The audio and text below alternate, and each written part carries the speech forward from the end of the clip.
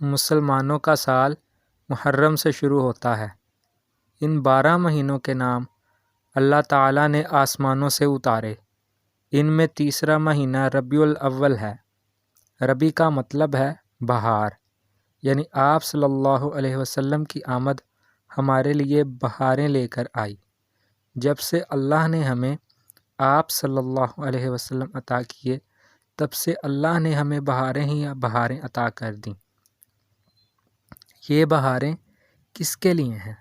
یہ بہاریں صرف ان کے لیے ہیں جو کلمہ پڑھنے والے ہیں، جو آپ صلی اللہ علیہ وسلم کی بات ماننے والے ہیں، جو آپ کی زندگی کے مطابق زندگی گزارنے والے ہیں۔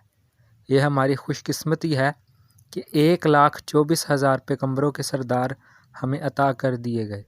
18,000 مخلوق کے لیے آپ کو نبی بنا کر بھیجا گیا۔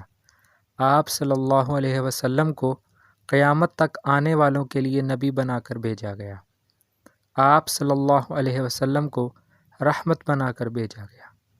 آپ صرف انسانوں کے لیے ہی نہیں بلکہ تمام مخلوقات کے لیے رحمت للعالمین ہیں۔ ایک دفعہ آپ صلی اللہ علیہ وسلم ایک باغ میں بیٹھے تھے۔ وہاں ایک اونٹ بندھا تھا۔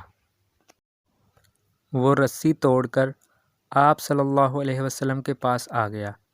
اس کی آنکھوں سے آنسو نکل رہے تھے۔ اللہ تعالیٰ نے آپ کو اتنی فصاحت و بلاغت عطا کی تھی، اتنا تدبر عطا کیا تھا کہ آپ اس کی بات سمجھ گئے کہ وہ اپنے مالک کی طرف سے تکلیف میں ہے۔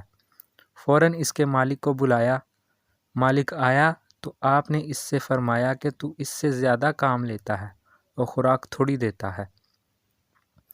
آپ صلی اللہ علیہ وسلم کی آمد ہمارے لیے خوشی کا باعث ہے، اور یہ خوشی ہمیں کیسے منانی چاہیے، اس پر بھی ہمیں آپ صلی اللہ علیہ وسلم کے طریقے کو دیکھنا ہے کہ آپ خوشی کیسے مناتے تھے۔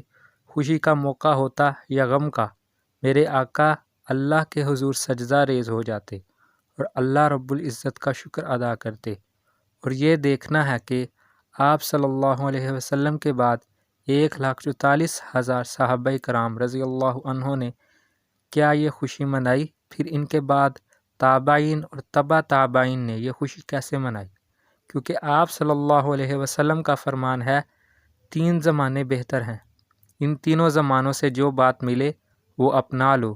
ایک میرا زمانہ، دوسرا صحابہ کرام رضی اللہ عنہ کا زمانہ، تیسرا تابعین اور تبع تابعین یعنی اماموں کا زمانہ۔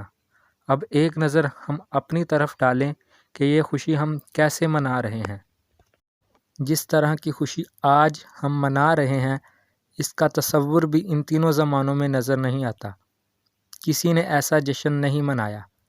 آج اس دن کے موقع پر وہ کام ہوتے ہیں جس کا دین سے کوئی تعلق ہی نہیں، جیسا کہ دیکھا جاتا ہے کہ سڑکوں پر گانے لگا کر ڈانس ہو رہا ہوتا ہے۔